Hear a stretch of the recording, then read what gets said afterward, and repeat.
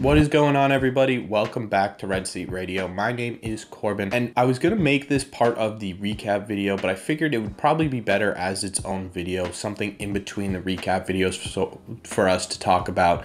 Garrett Whitlock has officially been named as today's starter on Saturday against the Tampa Bay Rays. He'll be making his first major league start today. And at first I was super excited to see this, but as I was looking at people's reactions online, I got a little bit more concerned with the fact that they are starting Garrett Whitlock in 2022. There were definitely a lot of mixed reactions, which was something that definitely surprised me. So what we're going to do today is we're going to go over the pros and we're going to go over the cons of Garrett Whitlock being a starter in 2022 so that you guys can decide for yourselves whether or not you think it's a good idea to have Garrett Whitlock in this rotation. But as always, before we get into that, do me a favor, make sure you guys have hit that subscribe button if you have not already. I think we are exactly 50 subscribers away from 1,000. Let's see if we can get there before the end of April.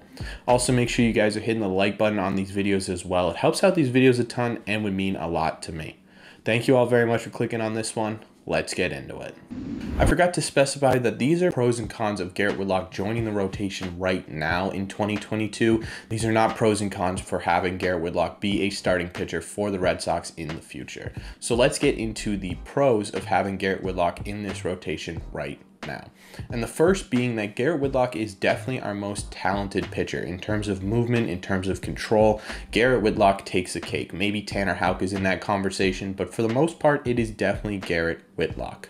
So why have your most talented pitcher be a late inning reliever or even a middle inning reliever at this point? Why waste that talent in the bullpen? The second pro for having Garrett Whitlock in this rotation is that Garrett Whitlock is definitely our most reliable pitcher at this point too. In 2022, he has a ERA of 0.093. Those are video game numbers, guys.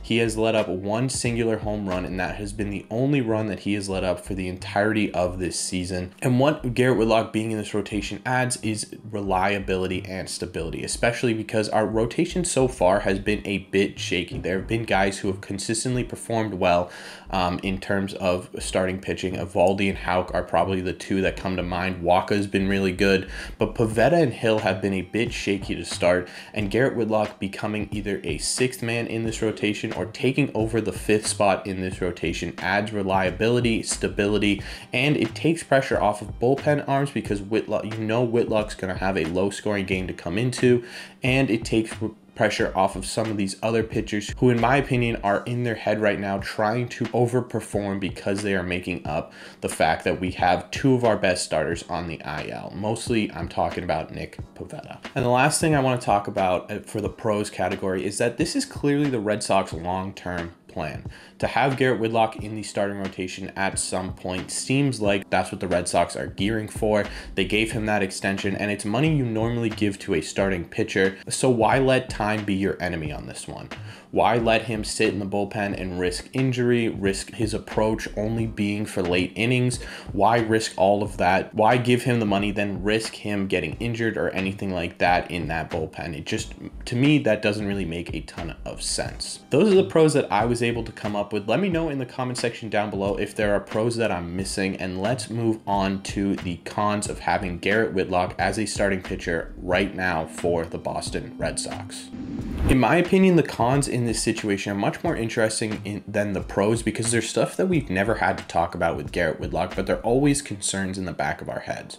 The first is, what if the Red Sox are stretching Garrett Whitlock too thin? We've seen it before where guys end up not knowing entirely what their next role or next start or next appearance is going to be, and it messes with their approach to batters, it messes with their headspace, and they end up not doing as well as we know they can do. Garrett Whitlock, to me, doesn't seem like the type of person to take all of that and end up having it affect his game too much, but of course it could. He's human at the end of the day, and not knowing where your next start or appearance or closing role is going to be is definitely a factor going forward. The second thing I want to talk about is what happens if the start doesn't go well. I don't know because I'm recording this before the game has happened. You guys might be watching this after, so you will know. But if the start doesn't go well, will that affect Garrett Whitlock mentally? Like I said, I don't think Garrett Whitlock is the type of person to take one singular start and mentally let it ruin him, but it could happen, right? He has never started in an MLB game, and if he gets knocked around a little bit, does that confidence go down, and do we kind of lose that bullpen ace that we've desperately needed so far this year? It could happen. It could also affect the fact that he'll never be an effective starter because we started him too early. And speaking of the bullpen, the last con I want to talk about is just simply taking Garrett Whitlock out of the bullpen. It would be a huge detriment to this bullpen, who's been overperforming this year, but the question is whether or not they will continue to overperform the entire year. Garrett Whitlock, like I've been saying this entire video, is the most stable and best option out of that bullpen when a game is close. And to lose that to the starting rotation, and even if he does well in the starting rotation, in my opinion, in 2022 specifically, it is not the right time for Garrett Whitlock to come in because of the value that he has in that bullpen. That's not to mean that he won't be an effective starter and shouldn't be an effective starter in the future, but for 2022, with the state of the bullpen, in my opinion, it makes more sense to keep him in the bullpen going forward. Let me know what you think of my cons down below. Did I miss a con? Was there a con that you don't think is really a con? Let me know all your thoughts on them down below. To sort of wrap things up here, in my opinion, I am still extremely excited to see Garrett Whitlock start. I think it's going to go well, but don't get me wrong, I am definitely nervous to see kind of what happens after the start.